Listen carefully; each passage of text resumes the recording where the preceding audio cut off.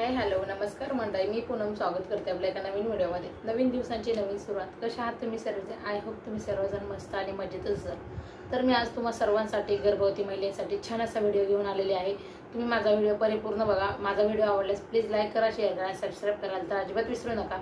तुम्हाला माझे असे व्हिडिओ आवडत असतील तर मला नेक्स्ट पार्ट कशाचा हवा आहे ह्याच्याबद्दलही माझ्या व्हिडिओ खाली कमेंट करत जावा, त्याबद्दल मी व्हिडिओ बनवते। महिलांचा गरोदरपणात ना अंगाला खास खूप येत असते, त्याच्यासाठी काय करावं?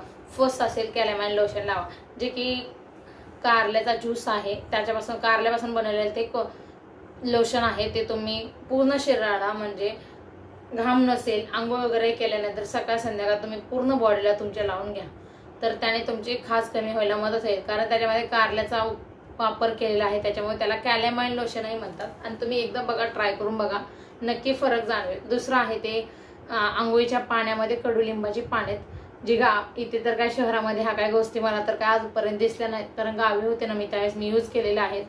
पण ते तुम्ही नक्की ट्राय करून बघा। कडुलिंबाची पाने आंघोळीच्या पाण्यामध्ये 2 मिनिटं आधी टाकायचं, जेणेकरून पाण्याचा आपला चेंज कलर होऊन जाईल, जसा पिवळसर कलर येऊन जाईल असा पाण्याने आंघोळ करा। त्यानंतर असेल तुम्ही ॲलोवेरा जेल लावा। पूर्ण बॉडीला तुमच्या खाज येत असेल तर दिवसातून 2 वेळेस किंवा जास्तीत जास्त 3 वेळेस हा लोशन लावू हे जेल लावू शकता सॉरी। तर बघा, त्यानंतर आहे चौथं, तुम्ही सैल आणि कॉटनचे कपडे यूज करा। तर कारण माझ्यासाठी असं झालेलं आहे की माझ्या अंगाला एवढी खाज होती ना, मी खूप जास्त 20,000च्या गोळ्या खाल्ल्या आहेत पण तरी काही फरक पडला नाही। जसं की मी तुम्हाला सांगते, तुम्ही काही करा तुम्हाला काही फरक पडणार नाही। त्याच्यामुळे ते कसं असतं ना, नॅचरल घडत असतं। कारण माझा बाबू आहे 7 मंथ पासून 9 मंथ कम्प्लीट, जसं की तो पोटाच्या बाहेर येईपर्यंत माझ्या अंगाला पूर्ण खाज येत होती। त्याच्यामुळे मी माझा अनुभव तुमच्यासमोर शेअर करते। तुम्हाला कसं आहे हे मला माहित नाही, पण मी माझा अनुभव तुम्हाला सर्वांना सांगत आहे। तर मी जे काही सांगत आहे ते तुम्ही नक्की ट्राय करून बघा, खरंच तुम्हाला फरक जाणवेल। आणि काही नॅचरल पद्धती असतात की नॅचरल काही केलं तर ते जात नाही, जसं की मला झालेलं आहे।